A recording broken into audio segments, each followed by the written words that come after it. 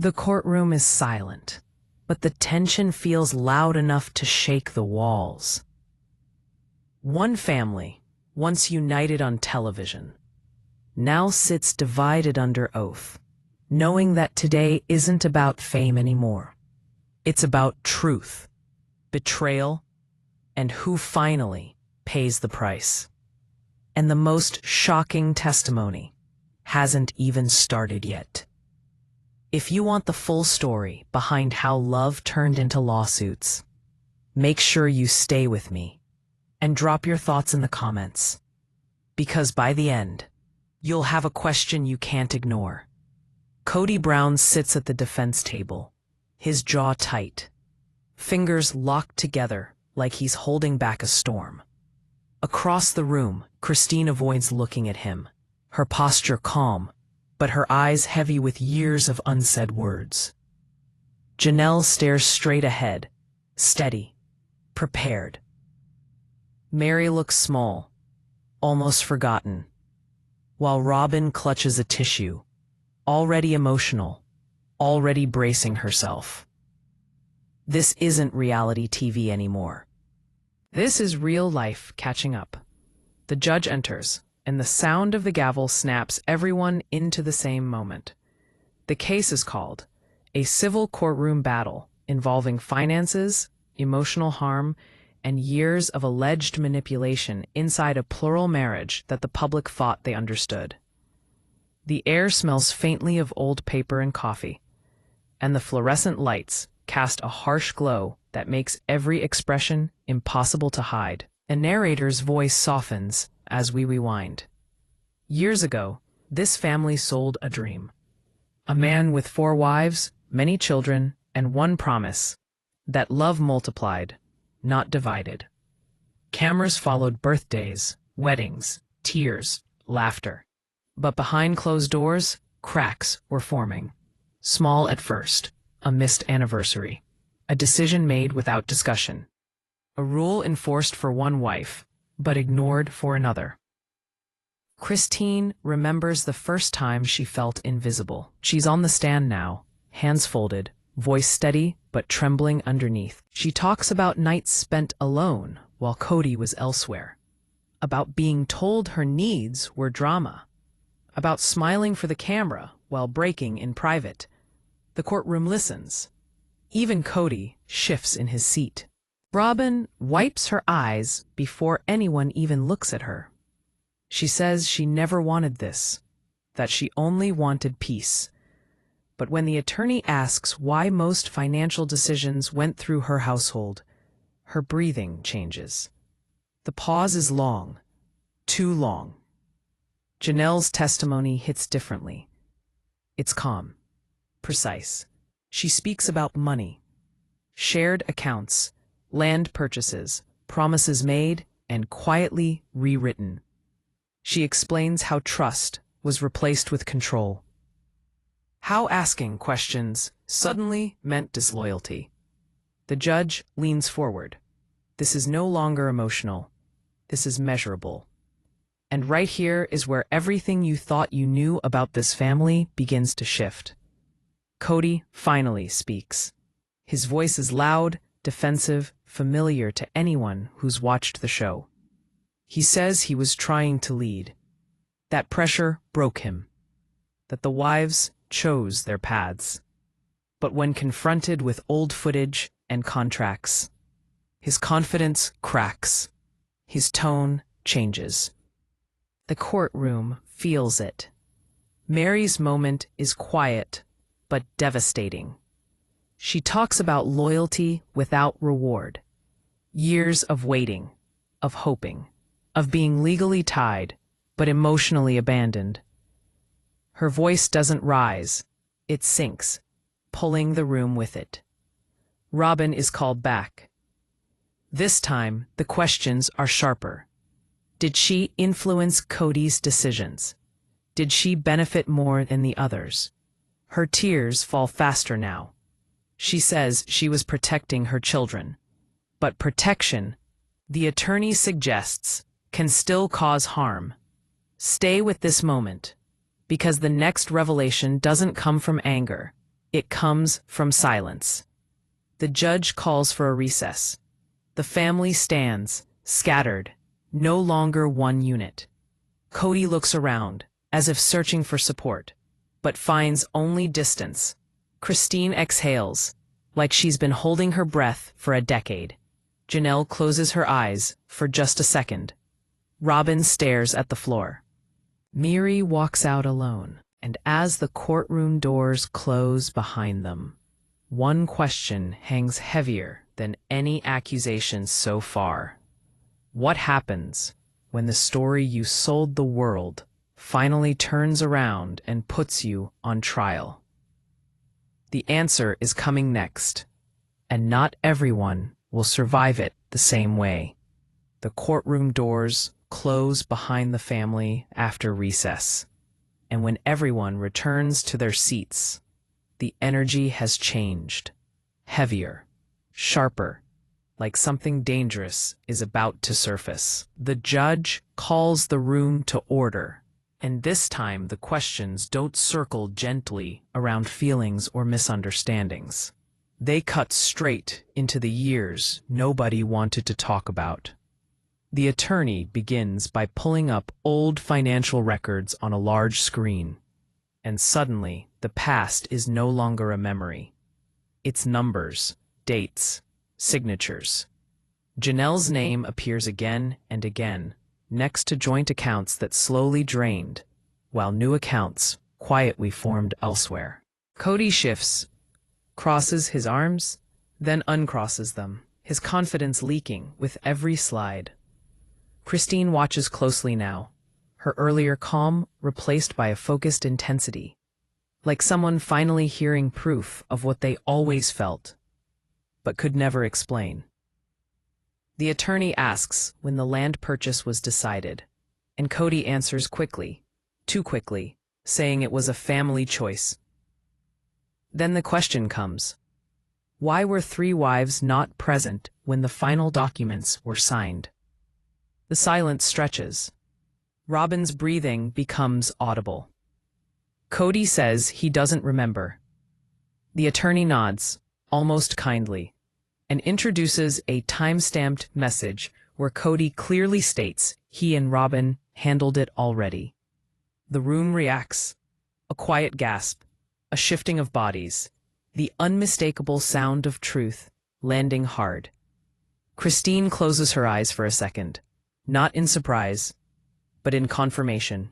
Meri's lips press together. Years of waiting crystallizing into a single moment of realization. Robyn begins to cry, softly at first, whispering that it wasn't meant to hurt anyone, that things just happened too fast. But the attorney doesn't stop. He asks about rules that controlled where wives could go, who they could see, and how affection was given or withheld. Christine's name comes up again, and when she's called back to the stand, her voice is different now, stronger. P. Brer, P. Brer, P. Brer, P. Brer, P. Brer, P. She talks about being told intimacy was a privilege she had to earn, about being made to feel replaceable, about watching her children slowly pull away from their father and asking her why. The judge listens carefully, pen tapping once, then stopping. Kody interrupts, his voice rising, saying this is exaggerated, that family life is complicated, that nobody understands the pressure he was under. The judge shuts it down immediately, reminding him this is not his show anymore. And right here, the tone of the entire case changes, because for the first time, Kody realizes he no longer controls the narrative. Janelle returns to the stand next, and her testimony feels surgical. She explains how she trusted the system, trusted Kody, trusted that fairness would eventually come, and how that trust cost her security. She describes moments when she questioned decisions and was labeled disloyal, when logic was met with anger, and silence became safer than honesty. The attorney asks her why she stayed so long, and her answer is quiet but devastating, because leaving felt like failure, and staying felt like survival. The courtroom is still, even Robyn no longer crying, just staring forward, frozen. Then comes the moment no one expected. Meri is called, and instead of focusing on finances or contracts, the attorney asks her one simple question. When did you realize you were already gone, even though you were still legally there? Meri pauses, swallows, and says it was the day she was told friendship was all she should hope for, after years of loyalty. Her voice doesn't break, it settles, heavy and final. Kody looks away. The attorney then presents private messages, not romantic, not scandalous, but lonely. Messages showing Meri asking for reassurance and receiving nothing back. The courtroom feels colder now. Robyn is called again, and this time there's no soft introduction. She's asked directly if she knew about the emotional withdrawal from the other wives. She says she suspected, but didn't think it was her place. Then comes the follow-up. Did she benefit from that withdrawal? The question hangs in the air. Robyn hesitates, then says she never asked for more. The attorney responds calmly, stating that asking isn't required to receive. If you're feeling uncomfortable right now, that's exactly the point, because this is where emotional truth starts hurting more than any legal ruling. Kody finally takes the stand again, visibly frustrated, his voice louder than before, filled with justifications. He talks about leadership, about respect, about feeling betrayed by wives who turned against him. The attorney waits, then asks him if leadership includes listening. Kody doesn't answer. The judge raises an eyebrow. The attorney presses further, asking if love can survive without accountability. Kody snaps back that accountability should go both ways, but the words sound hollow now, unsupported. The courtroom senses it, the unraveling. As testimony continues, the focus shifts to the children, not as witnesses, but as consequences. Christine speaks again, describing watching her kids distance themselves emotionally, seeing confusion turn into resentment. Janelle adds that stability was promised, but never delivered. Even Robyn admits her children felt tension, though she insists she tried to shield them. A judge asks a rare question directly. Was anyone truly protected? No one answers. The silence is louder than any argument. Stay with this silence, because it's telling you more than any accusation ever could. As the day winds down, the attorney announces that the next session will include evidence that hasn't been publicly discussed before. Communications, decisions, and agreements made off camera. Kody stiffens. Christine exhales slowly, as if preparing for impact. Meri looks almost relieved, like someone finally nearing the end of a long wait. Robyn's eyes dart toward Kody, searching for reassurance that doesn't come. The judge schedules the next hearing, warning that emotions will not outweigh evidence. As everyone stands, the family once again feels like strangers, sharing a history instead of a future. Kody pauses at the doorway, glancing back at the women who once called him husband. And for the first time, his expression isn't anger, it's fear.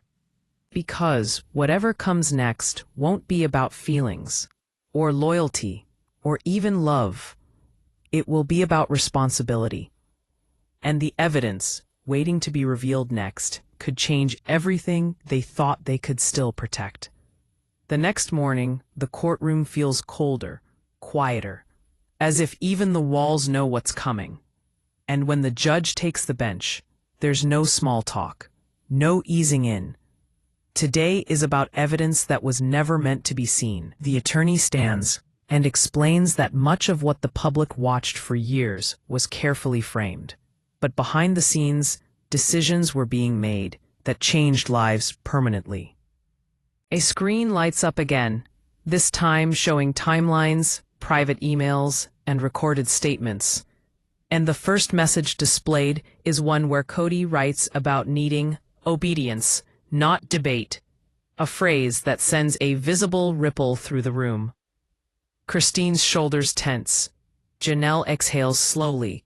Meri's eyes lower, and Robyn's face drains of color. The attorney asks Kody to explain what he meant, and Kody launches into a familiar defense about leadership, structure, and family order. But his words feel rehearsed, disconnected from the faces around him. Then the attorney plays a short audio clip, Kody's voice, unmistakable, frustrated, saying that affection will be earned again when respect returns. Christine's jaw tightens, and when she's called to the stand moments later, her voice shakes for the first time since this trial began. She describes how those words weren't abstract, how they translated into cold nights, canceled plans, and children asking why their father didn't want to be around anymore. She says she tried harder, smiled wider, stayed quieter, and still felt herself disappearing.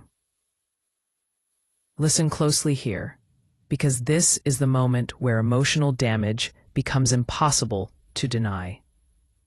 The attorney moves on to financial documents again, but now with added context.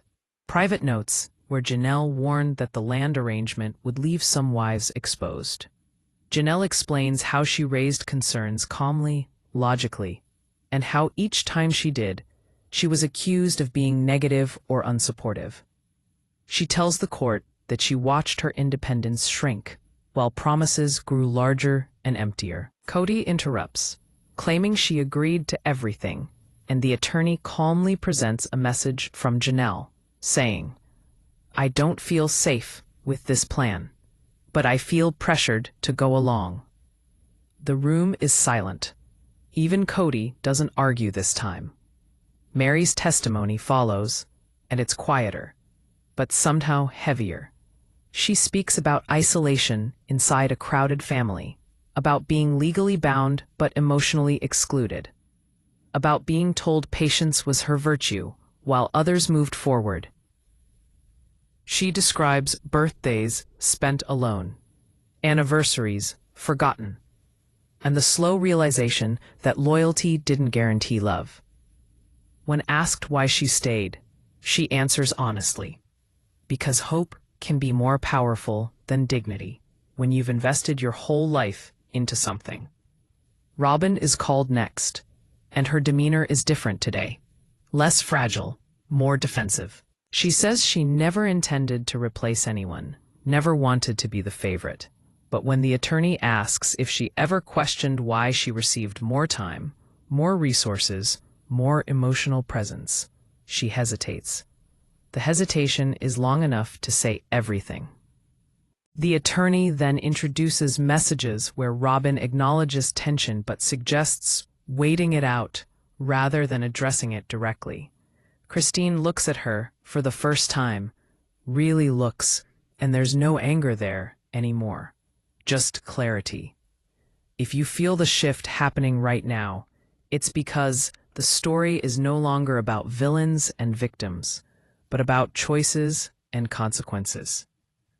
Kody takes the stand again, and now his confidence is fractured. He speaks louder, gestures more, as if volume can rebuild authority. He accuses the wives of rewriting history, of turning private struggles into public weapons. The attorney asks him if accountability feels like betrayal to him. Kody scoffs, but doesn't answer. The judge intervenes, asking Kody directly whether he believes any of the wives were harmed by his actions. Kody pauses, caught between pride and truth, and finally says, "That was never my intention." The judge nods slowly and responds, "Intent does not erase impact." The words land hard. The courtroom seems to lean in as attention turns to the children. Again, not witnesses, but living outcomes. Christine describes watching her kids stop asking for their father's attention because rejection hurt too much. Janelle admits she tried to buffer the damage, making excuses she didn't fully believe. Robyn insists she tried to keep peace, but peace, the attorney points out, often comes at someone else's expense. Stay with this discomfort, because it's exposing the cost of silence. As the session continues, a new layer emerges. Production influence. Contracts are mentioned. Scenes that were encouraged. Conversations that were postponed for cameras. The attorney asks whether image ever mattered more than healing. No one answers immediately. Kody finally says the show kept the family together financially. Christine counters that it also kept them stuck emotionally. Meri adds that pretending everything was fine delayed necessary endings. Robyn looks down, whispering that she believed things would get better. The judge allows a short recess, and when the family stands, there's a sense that something irreversible has happened. When they return, the attorney reveals the final piece of evidence for the day. A recorded meeting where Kody admits that certain relationships were already over, even while publicly insisting otherwise.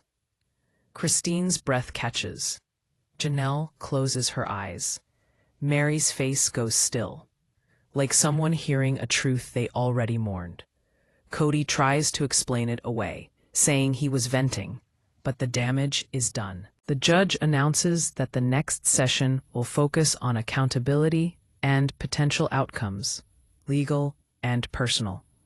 Remember this moment, because everything after this will be shaped by what can no longer be taken back. As the court adjourns, the family exits separately. No shared glances, no unspoken alliances left. Kody lingers again, staring at the empty witness stand, as if realizing too late that control without connection leaves nothing to hold onto. Christine walks out with steady steps, lighter somehow. Janelle straightens her shoulders, resolved. Meri moves quietly but purposefully. Robyn hesitates at the door, torn between fear and loyalty. And hanging in the air, heavier than any verdict yet, is the question no one wants to answer. When the truth finally comes out, who will accept it, and who will still try to run from it? The fourth session begins with a weight that feels different from the days before. Less explosive, but far more dangerous. Because now the court isn't just listening to what happened. It's asking who must answer for it. The judge's voice is calm as proceedings resume. But the calm feels like the quiet before a verdict-shaped storm. Today, the focus shifts from exposure to consequence, and everyone in the room knows it. The attorney opens by revisiting patterns rather than moments, explaining that harm rarely comes from one decision, but from repeated choices that slowly corner people until they forget they ever had options. Kody sits straighter at first, determined, almost defiant, but his eyes flick toward the screen when a timeline appears showing years of escalating imbalance. Time, money, emotional access, all tilting the same direction. Christine is called again, and her testimony now is not about pain, but about awakening. She talks about the moment she realized love shouldn't require shrinking herself, about standing in her kitchen one night, realizing peace felt impossible inside the marriage, but obvious outside it. She doesn't cry, she doesn't accuse, she simply states what she accepted for too long, and how leaving wasn't betrayal, it was survival. If you're feeling a strange calm right now, it's because this is what clarity sounds like after chaos. Janelle follows, and her focus is responsibility. She explains how shared finances without shared power created dependency disguised as unity, how being the practical one often meant absorbing risk so others wouldn't have to. The attorney asks if she believes Kody understood the impact of his decisions. Janelle pauses, then says she believes he understood outcomes, just not accountability. Kody reacts instantly. saying that's unfair, that everything he did was for the family. The judge asks him to wait. The pause that follows is thick, uncomfortable, and telling. Meri's turn comes next, and it surprises everyone. Pause, then break, then break, then break, then break, then break, then break, then break. H. Preface. Instead of recounting neglect, she talks about complicity, her own. She admits staying silent when silence felt safer, defending decisions she didn't agree with, believing endurance was the same as loyalty. Her honesty shifts the room. It's not blame she's offering, it's reflection. The attorney asks why she's sharing this now. Meri answers that truth matters more than comfort, when you're finally ready to stop waiting for permission to leave. Strong, hold on to this moment, because it's rare to hear accountability spoken without being demanded. Robyn's testimony is the most fragile today, not because of tears, but because of contradiction. She insists she never wanted imbalance, never asked to be prioritized, but when shown moments where she accepted exclusive decisions without objection, her explanations soften. She admits she believed stability mattered more than fairness, especially for her children. The attorney gently asks whether stability built on someone else's sacrifice can last. Robyn doesn't answer, but her silence is different now.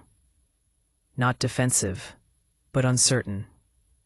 Kody returns to the stand, and his tone has changed again. Less anger, more justification, layered with fatigue. He speaks about pressure, about being the center everyone pulled from, about feeling blamed no matter what he did. The attorney listens, then asks him a question that reframes everything. Did you ever stop to ask who was holding everyone else together? Kody hesitates. The judge watches closely. He says he thought love would cover the cracks. The judge responds quietly that love without balance becomes control. The courtroom absorbs this. This is the line where intent finally stops protecting outcome. Attention turns toward legal implications now. Division of assets, emotional damages, breach of informal agreements made under shared trust. The attorney explains that while plural marriage itself isn't being judged, the conduct within it is. Contracts are discussed not as paperwork, but as promises broken with real-world consequences. Janelle's vulnerability is quantified. Christine's departure is contextualized, not as abandonment, but as response. Meri's endurance is no longer romanticized. It's examined. Robyn's benefit is acknowledged without villainizing. Kody's authority is evaluated against responsibility.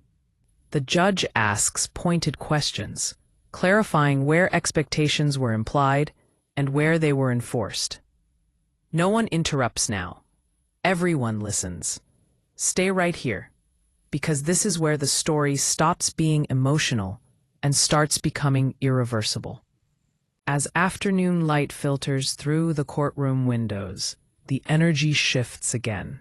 This isn't about proving wrongdoing anymore. It's about deciding what repair looks like, if it's even possible. Christine speaks once more, saying she doesn't want punishment, only recognition. Janelle says security matters more than apologies. Meri says closure doesn't require agreement, only honesty. Robyn says she wants peace, but her voice cracks as she admits she doesn't know how to have it without someone losing. Kody listens, quieter than before, and for the first time doesn't respond immediately. When he finally speaks, he says he feels like everything he built is being dismantled. The judge replies that accountability often feels like loss when control has been mistaken for structure. The words settle deep. Strong. If your chest feels tight right now, it's because endings rarely arrive gently. As the session nears its end, the judge announces that the next phase will address final determinations. not just legal outcomes, but formal acknowledgement of harm. The room reacts subtly. Christine exhales, not in relief, but readiness. Janelle nods once, resolved. Meri straightens, calm and grounded. Robyn looks conflicted, torn between fear and acceptance.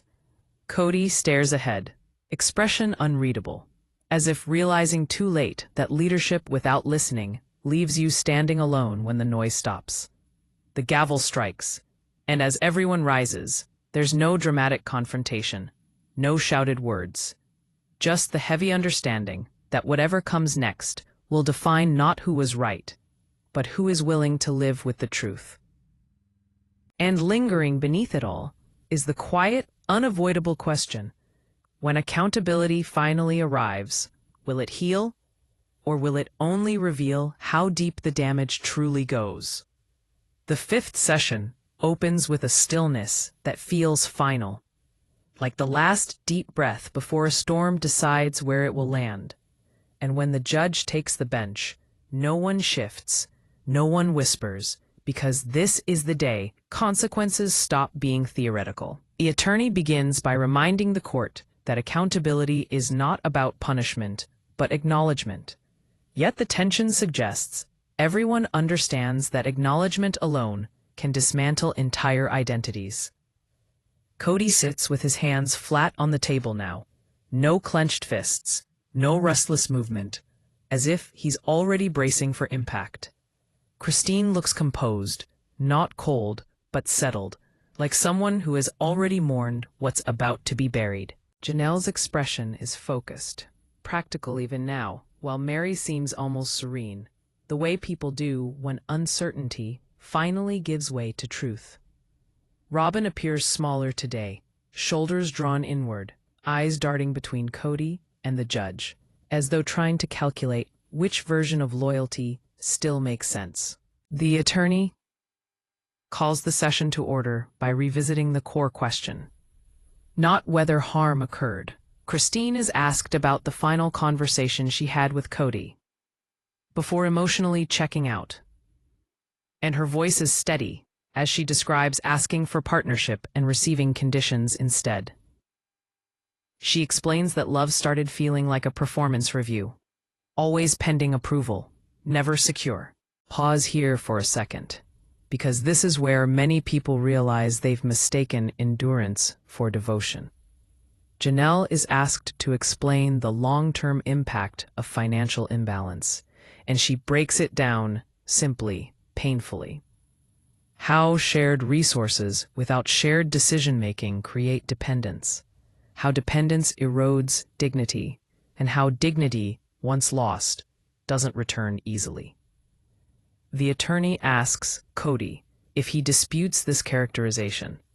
He hesitates, then says he never intended for anyone to feel trapped. The judge interjects calmly, asking whether intention was ever communicated through action. Kody doesn't answer immediately, and when he does, it's quieter than before, admitting he believed his authority would hold everything together. The room absorbs that admission, not as confession, but as revelation.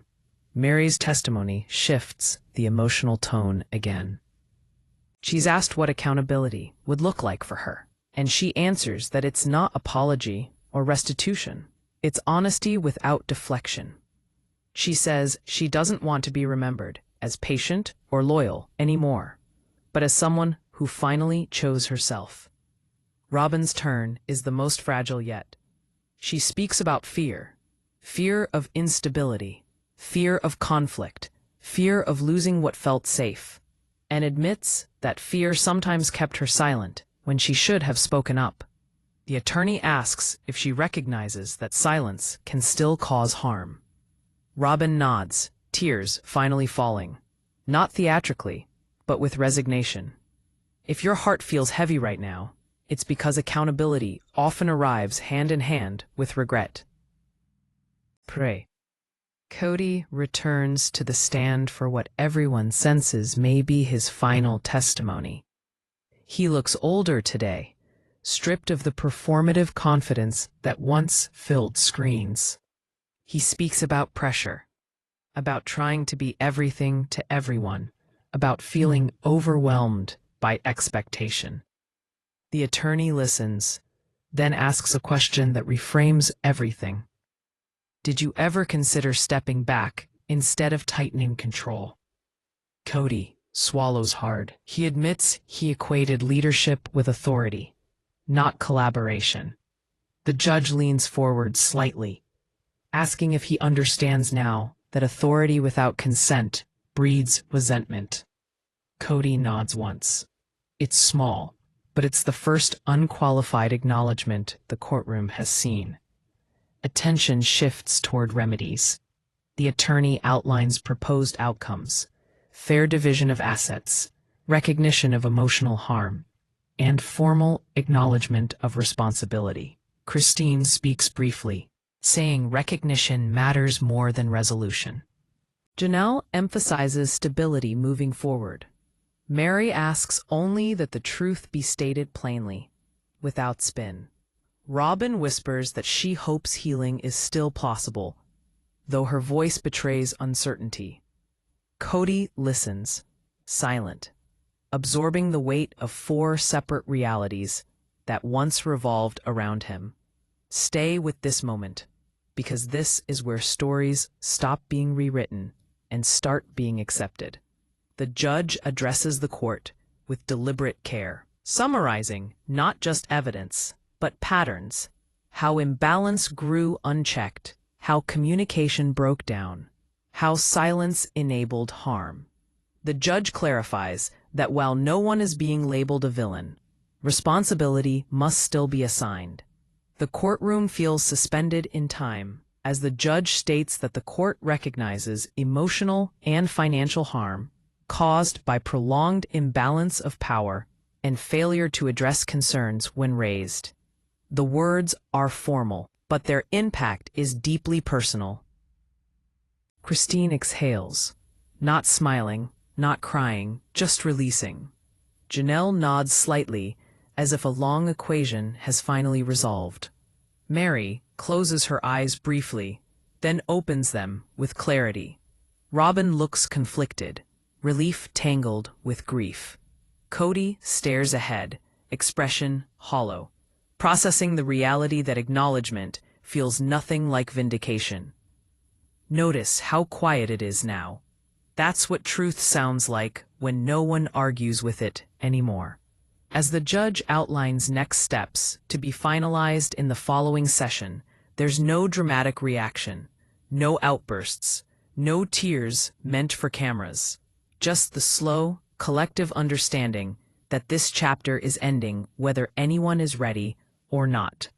The gavel strikes, and people rise from their seats, not as a family, but as individuals reclaiming their narratives. Kody lingers again, but this time he doesn't look back, as if understanding that some moments, once past, don't offer closure through confrontation, only through acceptance. Christine walks out with a steadiness that suggests freedom isn't loud. Janelle straightens her jacket, grounded and forward-looking. Meri moves with quiet confidence, no longer waiting. Robyn pauses at the door, wiping her eyes, torn between what was and what might never be again. And hanging in the air as the courtroom empties is the question that will define everything that follows. When accountability finally speaks, who listens long enough to change, and who only hears it as loss?